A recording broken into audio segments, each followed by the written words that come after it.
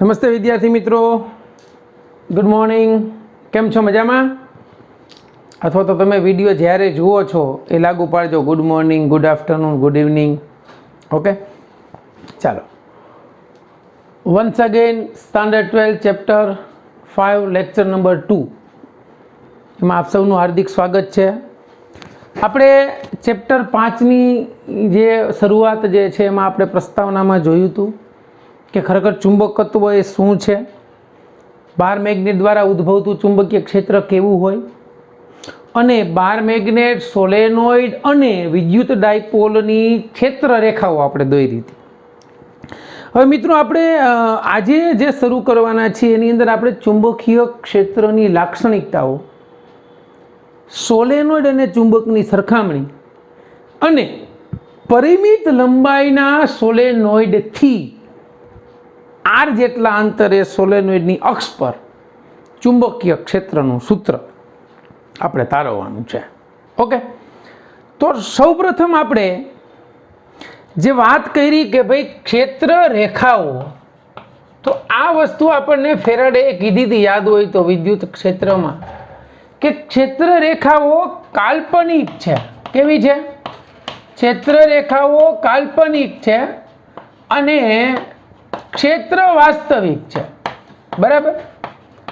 તો ખરેખર એમ કહે છે કે વિદ્યુત ક્ષેત્ર જે છે એ ખરેખર રિયલમાં છે, અને ક્ષેત્ર રેખા છે ને એ તો માત્ર કલ્પના છે કે આવી હોઈ શકે. ક્લિયર? એના પરથી આપણે વિદ્યુત ક્ષેત્રની લાક્ષણિકતાઓ જોઈ હતી, એવી જ ચુંબકીય ક્ષેત્રની લાક્ષણિકતાઓ આપણે સમજવાની છે. તો અહીંયા હવે આપણે સમજીએ છીએ ચુંબકીય ક્ષેત્રની લાક્ષણિકતાઓ. બરાબર સમજજો. આપણે જે આની પહેલાના 5 પોઈન્ટ જોયા હતા એ હતા ચુંબકત્વ અંગેના ખ્યાલો. એ ક્યાં હતા? તો કે પૃથ્વીને પોતાનું ચુંબકત્વ છે, ચુંબકને આમ રાખો તો એને દિશામાં સ્થિર થાય.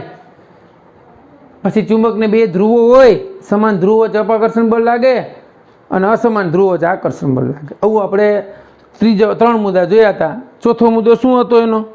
કે ભાઈ ચુંબક જે છે એના ટુકડા કરી નાખો તો એ સ્વતંત્ર ચુંબક તરીકે વર્તે, પણ એના એકલા ધ્રુવનું અસ્તિત્વ નથી. એકલો એન કે એકલો એસ હોઈ શકે નહીં. ક્લિયર? ટુકડા કરી નાખો તો 2 ચુંબક બની જાય. હા, એનું ચુંબકત્વ થોડુંક, એની અસર ઓછી થાય. પછી એવું જોયું હતું કે ચુંબકો જે છે એ લોખંડ અને એની મિશ્ર ધાતુ એલોઇઝ એમાંથી બનાવવામાં આવે છે. આ એના ખ્યાલો હતા, જેમ વિદ્યુત ક્ષેત્ર અંગેના ખ્યાલો હતા ને એમ. ચુંબકીય ક્ષેત્રની પહેલી લાક્ષણિકતા કે ચુંબકીય ક્ષેત્રની ક્ષેત્ર રેખાઓ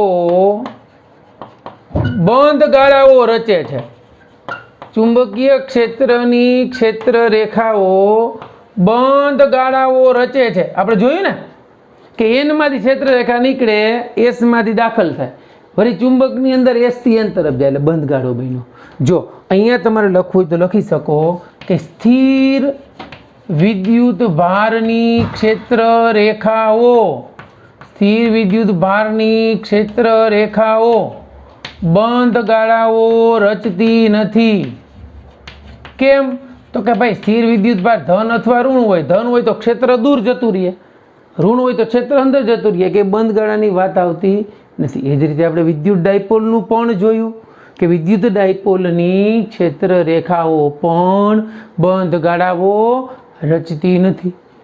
તો પહેલો પોઈન્ટ કે ચુંબકીય ક્ષેત્રની ક્ષેત્ર રેખાઓ બંધ ગાળાઓ રચે છે. ક્લિયર? બીજું, ચુંબકીય ક્ષેત્રની દિશા, ચુંબકીય ક્ષેત્રની દિશા કોઈ પણ બિંદુએ સ્પર્શકની દિશામાં હોય છે. ચુંબકીય ક્ષેત્રની દિશા કોઈ પણ બિંદુએ સ્પર્શકની દિશામાં હોય છે. ચુંબકીય ક્ષેત્રની દિશા ક્યાં હોય? તો કોઈ પણ બિંદુ પાસે એના સ્પર્શકની દિશામાં હોય છે. તો આ ચુંબકીય ક્ષેત્ર રેખાઓની લાક્ષણિકતાનો બીજો ગુણધર્મ. અને બીજું અગત્યનું બાળકો કે ચુંબકીય ક્ષેત્રને બી વડે દર્શાવાય. એટલે ચુંબકીય ક્ષેત્ર બી સદિશ, એનો મતલબ એવો ચુંબકીય ક્ષેત્ર સદિશ રાશિ છે. હવે તમને એમ થાય કે આને સર ખરેખર તો ચુંબકીય ક્ષેત્ર, આમ તમે લખો ચુંબકીય ક્ષેત્ર, તો ચુંબકીય ક્ષેત્રનું ઇંગ્લિશ તો થાય મેગ્નેટિક ફિલ્ડ. તો ખરેખર તો આપણે જે ફિઝિક્સના નિયમ મુજબ જોઈએ તો ખરેખર આને કેને આપણે દર્શાવવું જોઈએ? એમ વડે.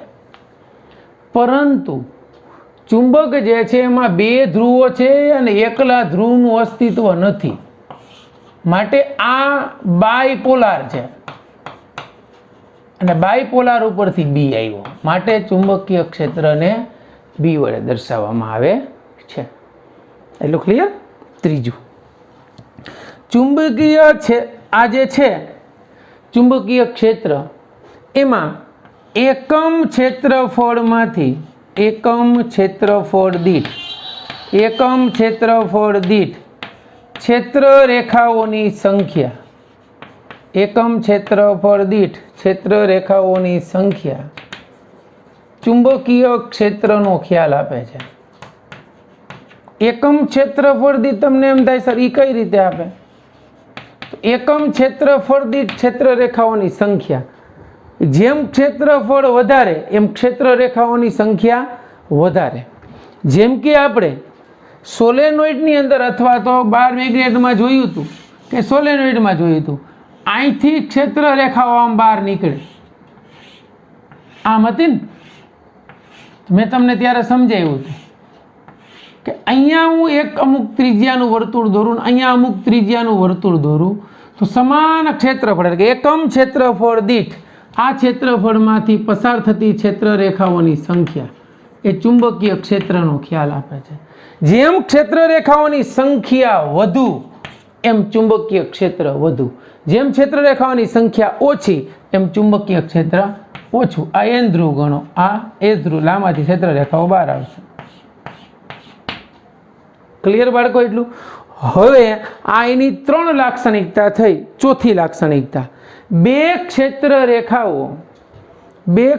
રેખાઓ એકબીજાને છેદતી નથી. ચોથી લાક્ષણિકતા, બે ક્ષેત્ર રેખાઓ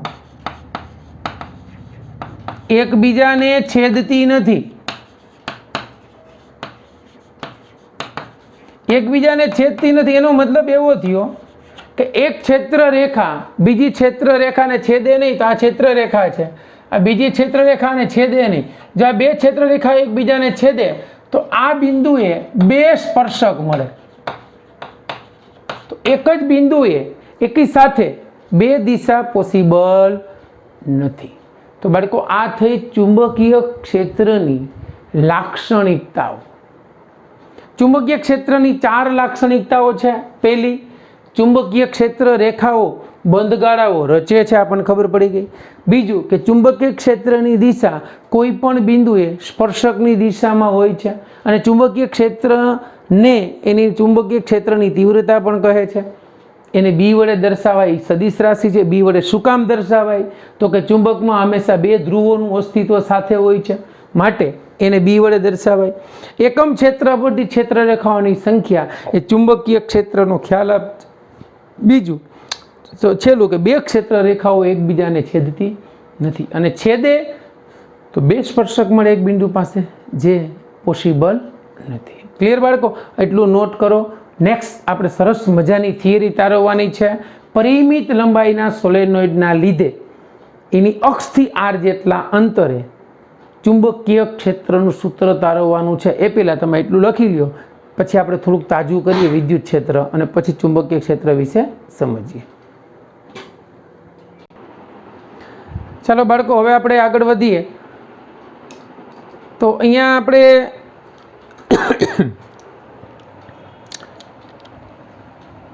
ચુંબકની વાત કરતા હતા. વાત આપણે આગળના લેક્ચરમાં કરી હતી કે આને ગજિયો ચુંબક કહેવાય. આ સરખામણીના મુદ્દા થોડાક જોઈ લઈએ એટલે આપણને ખ્યાલ આવી જાય, થોડીક વિદ્યુત ક્ષેત્રની વાતો તાજી કરી લઈએ. આ સોલેનોઇડ થયો, બરાબર સમજજો. અને આ તમારી વિદ્યુત ડાયપોલ થઈ, આનું અંતર 2a ગણાય, આનું અંતર 2l ગણાય, આની લંબાઈ 2l ગણાય. આ મેં તમને કીધું બરાબર છે કે આની ચુંબકીય લંબાઈ કઈ, ભૌમિતિક લંબાઈ કઈ. હવે આનો n ધ્રુવ છે, આનો s ધ્રુવ છે. સોલેનોઇડ ની અંદર આપણે વાત કરી હતી, મેં તમને કહ્યું કે ભાઈ આવું થતું હોય, જો આ સોલેનોઇડ ની આ બાજુથી જો અને વિષમઘડી દિશામાં પ્રવાહ પસાર થતો તો n ધ્રુવ છે, અને સમઘડી દિશામાં પ્રવાહ પસાર થતો હોય તો આ બાજુનો જે છે એ s ધ્રુવ છે. વાત પૂરી. આ વિદ્યુત ડાયપોલ છે, એના એકાકી ધ્રુવનું અસ્તિત્વ છે. એકાકી ધ્રુવનું અસ્તિત્વ, એકાકી ધ્રુવનું અસ્તિત્વ એટલે કે ભાઈ એની અંદર એકલો ધન ને એકલો ઋણ ધ્રુવ હોય, પણ અહીંયા એવું શક્ય નથી. એટલે આ બેયની સરખામણીના મુદ્દા જોવા છે આપણે. એ પહેલા અહીંયા વિદ્યુત ક્ષેત્ર આપણે થોડુંક તાજું કરીએ તો આની ડાયપોલ મોમેન્ટ p સદિશ રાશિ હતી, એના બરાબર બે વીજભાર વચ્ચેનું અંતર અને કોઈ એક વિદ્યુત ભારનું મૂલ્ય આપણે લખતા હતા. આને એની વિદ્યુત ડાયપોલ મોમેન્ટ કહેવાય. પછી આના ઉપરથી આપણે આ જે છે બે વીજભાર વચ્ચેનું અંતર 2a હતું, આ વિદ્યુત ડાયપોલની અક્ષ અને એની વિષુવ રેખા પરના બિંદુએ બે વિદ્યુત ક્ષેત્રના સમીકરણ તારવ્યા હતા. એ વિદ્યુત ક્ષેત્રનું સમીકરણ E અક્ષ પર વિદ્યુત ક્ષેત્ર બરાબર આ સદિશ સ્વરૂપે જો હું લખતો હોઉં તો 2kp by r cube p caret, અથવા તો અહીંયા r સદિશ લખીએ. ચાલો, આ અક્ષ પરનું વિદ્યુત ક્ષેત્ર હતું અને આ વિષુવ રેખા પરનું વિદ્યુત ક્ષેત્ર હતું. E વિષુવ રેખા પર વિદ્યુત ક્ષેત્ર minus kp by r cube into r caret. બાળકો અહીંયા આ જે સૂત્ર છે આવડું આ છે ને આ ત્રણે સૂત્રો કે હજી આના જેટલા લખો એ બધામાં વિદ્યુત ક્ષેત્ર લાગુ પડ્યું. આ જ સૂત્રો જો આપણે ચુંબકીય ક્ષેત્ર માટે લાગુ પાડવા હોય તો કંઈ કરવાનું નથી. મેં ત્યારે પણ કીધું હતું તમને કે E ની જગ્યાએ B લખવાનું છે, ડાયપોલ મોમેન્ટ P ની જગ્યાએ એની ચુંબકીય ડાયપોલ મોમેન્ટ m લખવાની છે. આની લંબાઈ 2l છે, અહીંયા આની લંબાઈ 2a છે, આની લંબાઈ 2l છે. અહીંયા અચળાંક k આવશે વિદ્યુત ક્ષેત્રમાં, ચુંબકીય ક્ષેત્રની અંદર અચળાંક μ0/4π આવશે. ખબર પડી? એની જગ્યાએ b, p ની જગ્યાએ m. જ્યાં જ્યાં અહીંયા વિદ્યુત ભાર આવશે ત્યાંથી અહીંયા p ધ્રુવમાન આવશે. આને ધ્રુવમાન કહેવાય, ધ્રુવનું મૂલ્ય. આ વાત વિદ્યુત ક્ષેત્રની થઈ. આ જે સરખામણી આપણે કરી અને મેં તમને હમણાં કહ્યું કે ભાઈ પરિમિત લંબાઈના સોલેનોઇડથી r જેટલા અંતરે અક્ષ પરના બિંદુએ વિદ્યુત ક્ષેત્રનું સૂત્ર આપણે તારવવાનું છે. હવે એની સરખામણીના મુદ્દા આપણે આ બેયના લખવાના છે. તો કે આના ટુકડા કરું તો સ્વતંત્ર ચુંબક તરીકે વર્તે છે, આના ટુકડા કરું તો એ સ્વતંત્ર સોલેનોઇડ તરીકે વર્તવું જોઈએ. તો કે હા, બંનેની અંદર એની માત્રામાં શું થઈ જશે? ઘટાડો થઈ જશે. સોલેનોઇડમાં અગત્યની એક વસ્તુ છે, એકમ લંબાઈ દીઠ આટાની સંખ્યા એ સરખી હોય. લંબાઈ ઓછી લ્યો તો આટા ઘટી જાય, એટલી લંબાઈ લ્યો તો એટલા આટા આવે, એટલી લંબાઈ લ્યો તો એટલા આટા આવે. એકમ લંબાઈ દીઠ આટાની સંખ્યા એને સ્મોલ n કહેવાય. ખબર પડી? આમાં n માંથી ક્ષેત્ર રેખા બહાર નીકળે છે, s માંથી દાખલ થાય છે. તો અહીંયા એમ જ છે, સોલેનોઇડના એક છેડામાંથી બહાર નીકળે, બીજા છેડામાંથી ક્ષેત્ર રેખાઓ દાખલ થાય છે. અહીંયા અક્ષ પરનું ચુંબકીય ક્ષેત્રનું સૂત્ર આપણે તારવવાનું છે. એ અક્ષ પરનું ચુંબકીય ક્ષેત્ર જેમ અહીંયા E ઇઝ ઇક્વલ ટુ બરાબર સમજો P 2kp/r³ ઇન્ટુ r² લખું છું એ જ વસ્તુ અગત્યનું આ છે તમારે કે બરાબર યાદ રાખવાનું. તો જો આનું સૂત્ર તારવું તો ચુંબકીય ક્ષેત્રનું સૂત્ર B બરાબર અહીંયા 2m k ની જગ્યાએ μ0/4π p ની જગ્યાએ m સદિશ રાશિ છે છેદમાં r³ ઇન્ટુ r². આ જ સૂત્ર હમણાં આપણે તારવીશું સોલેનોઇડ માટે. આ જ વસ્તુ જે સોલેનોઇડ માટે મળે છે એ જ ચુંબક માટે મળે છે. તો બાળકો આ જે છે એ ગજિયા ચુંબક અને સોલેનોઇડની સરખામણીના મુદ્દા થયા બંને બરાબર છે. તો હવે આપણે અગત્યનો ક્વેશ્ચન જે છે એ તારવીએ એ પહેલાં તમે એટલું નોટ ડાઉન કરી લો, આ બધું જરૂરી છે. ચાલો બાળકો હવે આપણે સરસ મજાનો ક્વેશ્ચન સમજવાનો છે. પરિમિત લંબાઈ એટલે કેવી? માપી શકાય એવી લંબાઈ ના એક સોલેનોઇડ કે જેની લંબાઈ 2l છે. આ સોલેનોઇડની એક્સિસ છે, એની અક્ષ પરના બિંદુ P પાસે આપણે ચુંબકીય ક્ષેત્રનું સૂત્ર તારવવાનું છે. સોલેનોઇડની ના કેન્દ્રથી આ બિંદુનું અંતર r છે. આ સોલેનોઇડ માટે એકમ લંબાઈ દીઠ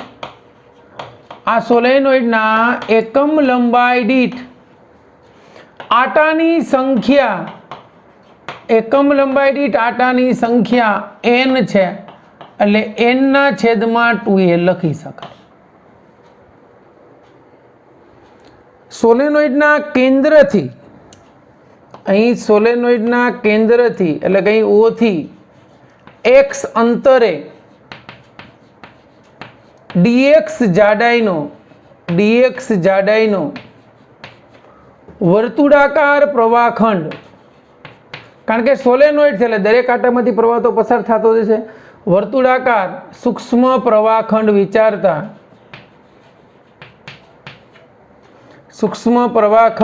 વિચારતા આપણને ખબર છે કે સોલેનોઇડની લંબાઈ 2l છે, એકમ લંબાઈ દીઠ આટાની સંખ્યા l છે. સોલેનોઇડની લંબાઈ 2l છે, એ સોલેનોઇડની ત્રિજ્યા a છે. એકમ લંબાઈ દીઠ આટાની સંખ્યા આપણને ખબર પડી ગઈ, મતલબ 2l n/2l. O થી x અંતરે, આ O થી x જેટલા અંતરે આ નળાકાર હોય તો એટલું, આ સોલેનોઇડ હોય સોરી તો આમ વિચાર્યું એક વર્તુળાકાર સૂક્ષ્મ પ્રવાહખંડ વિચારીએ તો આ પ્રવાહખંડના આટાની સંખ્યા મારે લખવી હોય તો n n/dx થાય. તો એના ઉપરથી n n × dx આ સૂક્ષ્મ પ્રવાહખંડ માટે મળ્યું. હવે તો કે આ પ્રવાહખંડથી dx થી બિંદુ P નું અંતર તમે ગણો તો r - x થાય. હવે આપણને ખબર છે બાળકો કે વિદ્યુત પ્રવાહધારિત જો કોઈ રિંગ હોય તો રિંગથી અમુક અંતરે ચુંબકીય ક્ષેત્રનું સમીકરણનું સૂત્ર આપણે ચોથા ચેપ્ટરની અંદર તારવી ગયા છીએ કે ચુંબકીય ક્ષેત્ર B રિંગ માટે μ0 NiA²/2x² +a²/3/2. આ સૂત્ર બાળકો આપણે ભણી ગયા ચોથા ચેપ્ટરની અંદર. ભૂલાઈ ગયું હોય તો અત્યારે યાદ રાખી લેજો. તો હવે આ dx જાડાઈની રિંગ થઈ તો આના લીધે ચુંબકીય ક્ષેત્ર dB આ સૂત્ર મૂકીએ μ0 Ni ત્રિજ્યા a²/2 અંતર r - x² +a²/3/2. હવે n ની કિંમત જો આપણે મૂકીએ તો μ0 NdX a²/2 r - x² +a²/3/2. હવે આ સોલેનોઇડ જે છે એના માટે અહીંયા એવું કહી શકાય કે r > a and R much greater than L છે, એટલે કે એની અડધી લંબાઈ એલ થી, એના કરતાં આરનું મૂલ્ય વધારે છે. તેથી મૂલ્ય વધારે માટે એક્સ અને એને અવગણતા, ફિઝિક્સમાં અવગણવાનું બહુ સારું છે. બહુ વધારે લાગે, ન મેળ આવે ત્યારે શું કરી નાખવાનું? અવગણી નાખવાનું. જો બાળકો તમે એને અવગણો, જો આપણે એને અવગણીએ તો શું થશે બરાબર સમજજો. એક્સ અને એને અવગણો તો તમે અહીંયા જોઈ શકો છો કે અહીંયા આ મૂલ્ય મારે દૂર કરી નાખવાનું છે, આ દૂર કરી નાખવાનું છે. તો ખરેખર ચુંબકીય ક્ષેત્ર ડીબી ઇઝ ઇક્વલ ટુ, હજી સદિશ સ્વરૂપે આપણે નથી લખવું કારણ કે દિશા કંઈ દર્શાવી નથી. ડીબી બરાબર mu 0 N D X I S square એના છેદમાં 2r³ થાય, કારણ કે એક્સ અને એને આપણે અવગણ્યા છે. તો આવું સમીકરણ મળ્યું. તો હવે સમગ્ર સોલેનોઇડ માટે સમીકરણનું બરાબર સમજજો, -L થી +L લિમિટમાં સંકલન લેતા. હવે જો બાળકો આપણે -L થી +L લિમિટમાંનું સંકલન લઈએ તો તમને આનું અક્ષ પરના બિંદુએ ચુંબકીય ક્ષેત્રનું સમીકરણ મળે.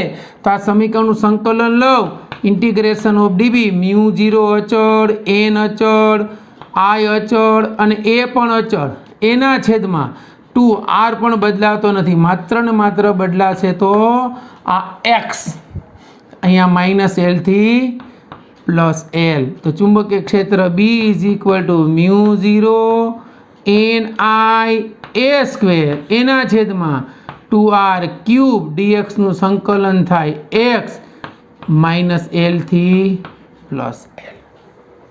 ખબર પડી? હવે તમારે x ની જગ્યાએ એની કિંમત મૂકવાની છે.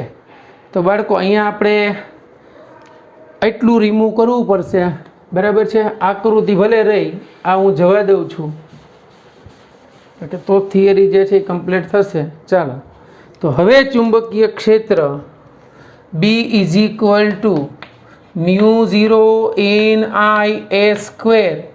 એના છેદમાં 2r³ ઇઝ ઇક્વલ ઇન્ટુ અહીંયા થશે +L -L, એટલે μ0 ni a² ઇન્ટુ 2L એના છેદમાં 2r³. હવે મેં અહીંયા સૂત્ર લખ્યું હતું એકમ લંબાઈ દીઠ આટાની સંખ્યા. તો આના ઉપરથી મારે n બરાબર લખવું હોય તો n × 2l લખી શકું, n × 2l લખી શકું. તો અહીંયા ચુંબકીય ક્ષેત્ર B is equal to μ0 n2l i² એના છેદમાં 2r³. હવે આના બરાબર થાય કેપિટલ N. હવે μ0 n i a² into pi એના છેદમાં 2πr³. એટલે બાળકો આ સમીકરણને આપણે શું કર્યું છે તો કે પાઈ વડે ગુણ્યા અને પાઈ વડે ભાગ્યા. તો પાઈ વડે ગુણ્યા અને પાઈ વડે ભાગતા આ જે મળ્યું એ તમને મળ્યું સોલેનોઇડના આડછેદનું ક્ષેત્રફળ πa². તો એના ઉપરથી ચુંબકીય ક્ષેત્ર B બરાબર μ0 ni a એના છેદમાં 2πr³. યાદ કરો ગેલ્વેનોમીટરનો પોર્શન, આના બરાબર ડાયપોલ મોમેન્ટ m થાય તો μ0 m એના છેદમાં 2πr³. આ સમીકરણને હજી હું 2 વડે ગુણી નાખું એટલે μ0/4π અને 2 વડે ભાગી નાખું એટલે સમીકરણ મને મળી ગયું બાળકો આવું. તો આ મળ્યું સોલેનોઇડની અક્ષ પરના બિંદુએ ચુંબકીય ક્ષેત્ર, અક્ષ પરના બિંદુએ ચુંબકીય ક્ષેત્ર B is equal two μ0/4π 2m/r³ આ ચુંબકીય ક્ષેત્રનું મૂલ્ય છે, જે કેવું છે તો કે વિદ્યુત ક્ષેત્ર ઈના સમીકરણ જેવું છે. જો કાંઈ ફેર નથી. મેં તમને હમણાં આગળના પોર્શનમાં સમજાવ્યું હતું કે અક્ષ પરનું ચુંબકીય ક્ષેત્ર એ એટલું થશે μ0/4π2m/r³. આ જ સૂત્ર બાળકો જો તમારે વિષુવરેખા માટે લખવું હોય તો વિષુવરેખા માટે ચુંબકીય ક્ષેત્ર, આ જ સૂત્ર વિષુવરેખા માટે જો લખવું હોય તો વિષુવરેખા માટે B μ0/4πm/r³ થાય.